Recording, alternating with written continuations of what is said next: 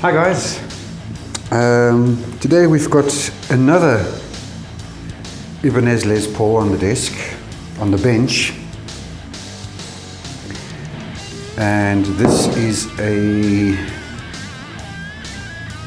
76, so that's just before they changed the headstock. And this one we're going to restore just to as good as we can. I'm going to play this guitar. I'm not going to sell it, so it's just going to go black. I've resigned myself to the fact that I won't be able to get any original gold hardware, and replating this is just way too expensive. So if I can't find a set of gold hardware, I'm going to just put on some standard chrome hardware. We're going to put some locking tuners on the back. So I'm just showing you the front here, which has aged pretty well. It's just got some scratches really. The paint has sunken back into the wood. You can see the wood grain there, but generally it's in very good shape. So we're going to just sand this and buff it. And the back is in pretty much the same shape, except for it's got some dings. So I think I'm going to just respray this whole back side and then buff it. Yeah.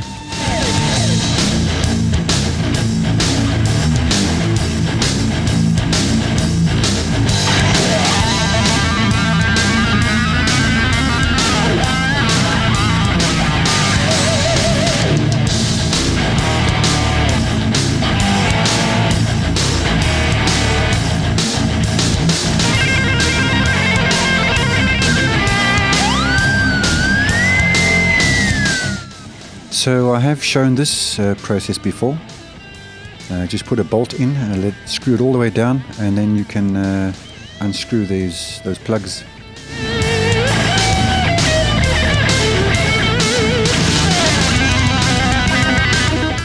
Just going to start initially with some 400 paper.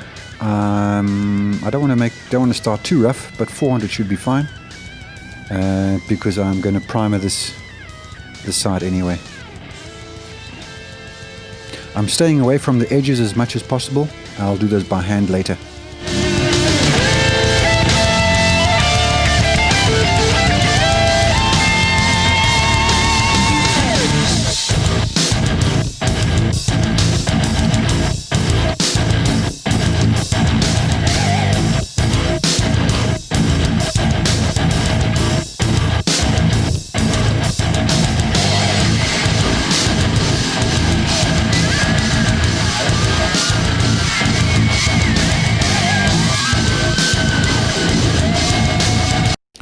I have covered the process of filling the holes for different tuners in a previous video. I'll try and link it at this point.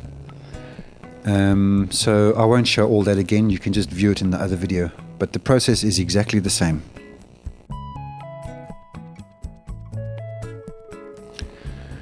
Here I'm just tapping the old nut out. This nut is still original, so it's a bit fragile. And it's actually a hollow nut. So that's going to be replaced with a nice bone nut, which I also won't cover here, because this video is mostly about the polishing process.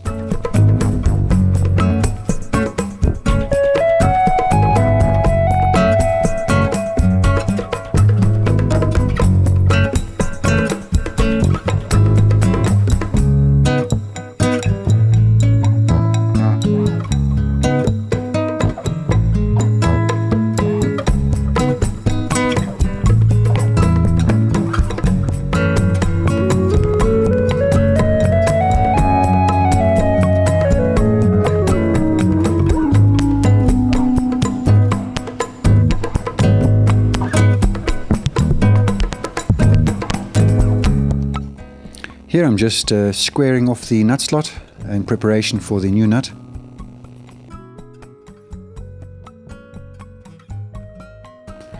So I've sprayed some primer on, and you can see some black speckles. Those black speckles aid me in determining where I have sanded and where there might still be any low spots. That's an old trick I picked up from my old spray painting days, and it's still very useful today.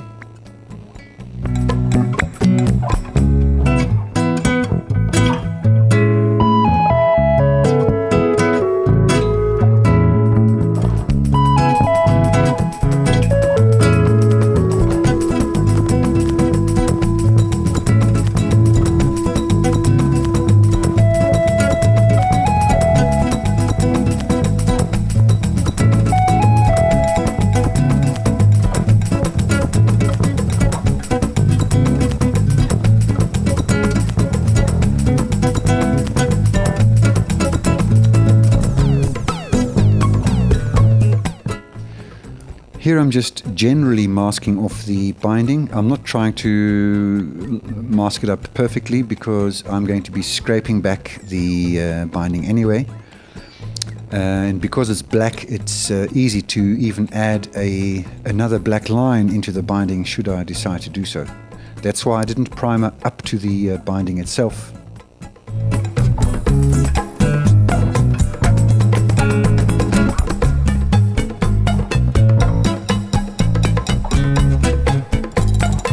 So we've sprayed some black. We're going to sand that down with some 800, and the idea here is to get it as flat as possible, completely featureless. If you see any little shiny spots, that means there's still a bit of orange peel.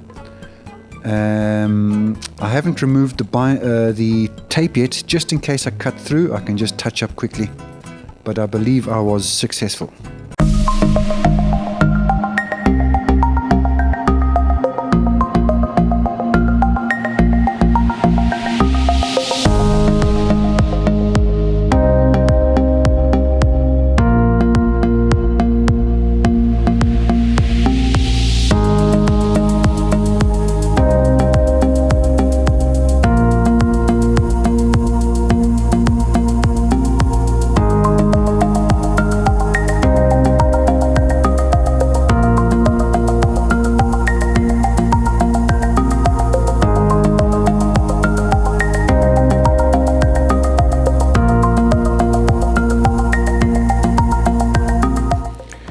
Here I'm carefully scraping the binding with a blade, and this is a technique that does require some patience and a steady hand, and I believe I added another black line into the mix just for good measure.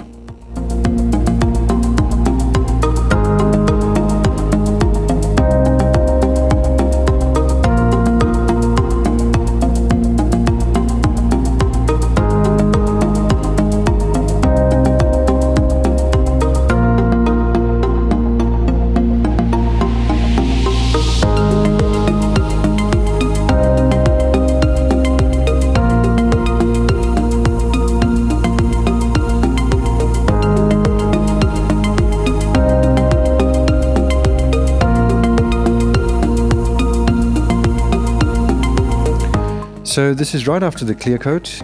I'm not going to explain how we spray. I've covered that in a previous video. I'll try and put a link up here as well. In essence, this isn't half bad actually, and that'll buff out very nicely. Let that dry for 3 days before I attempt to buff that. So here we progressively coming with 800, 1000, and then I'll end up with 1500. Carefully sanding back, and exactly like the black, we're looking for a completely featureless and flat surface.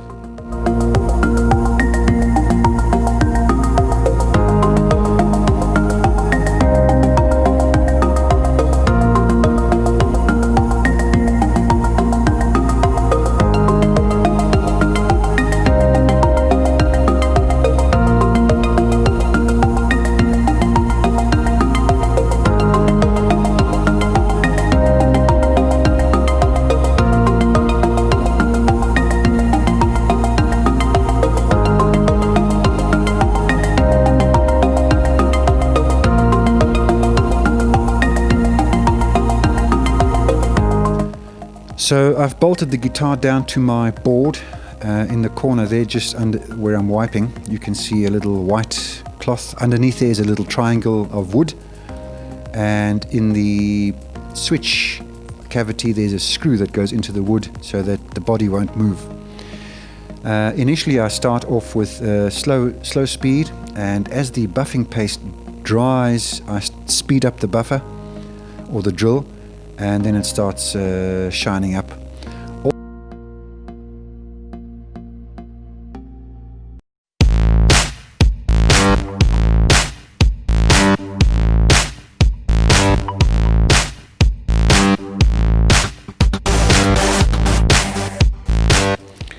You just need to take your time here, take it easy, take it slow, and yeah, it'll come right. If you let the paint dry long enough and if you've flattened it nicely, it'll shine to a mirror.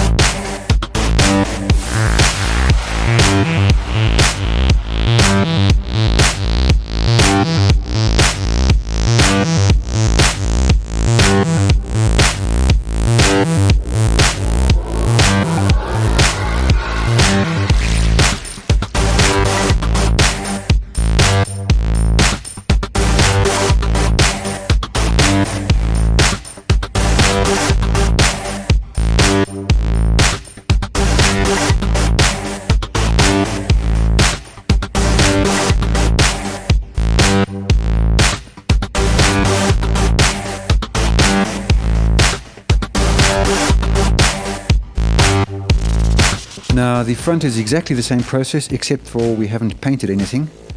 So I'm starting with 1000 grit, and I will end up with 1500 straight after this, and then straight onto buffing.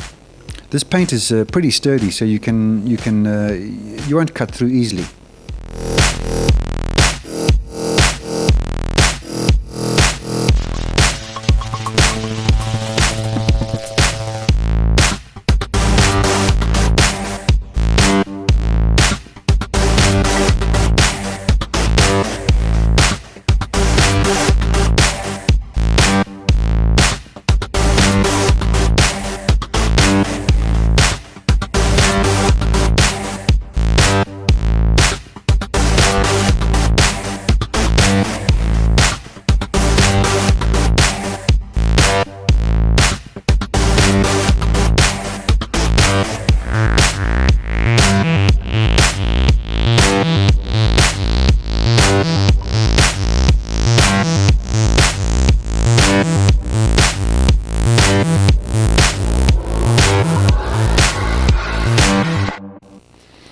Same process here as the back.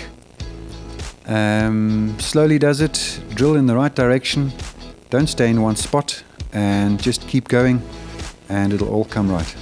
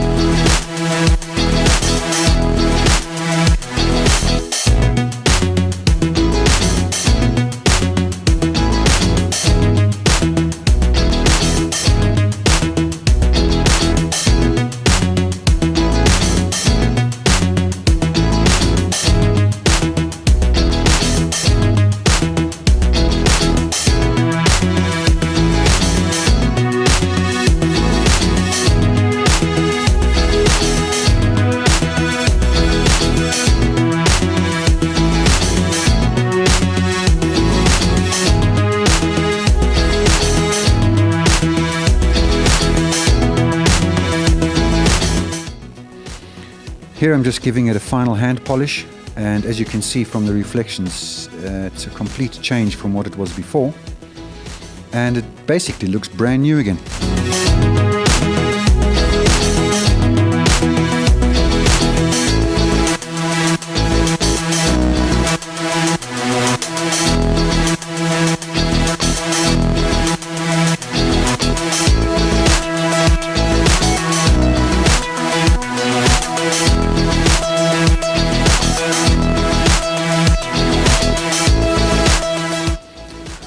there we go, guys. I think it looks pretty good.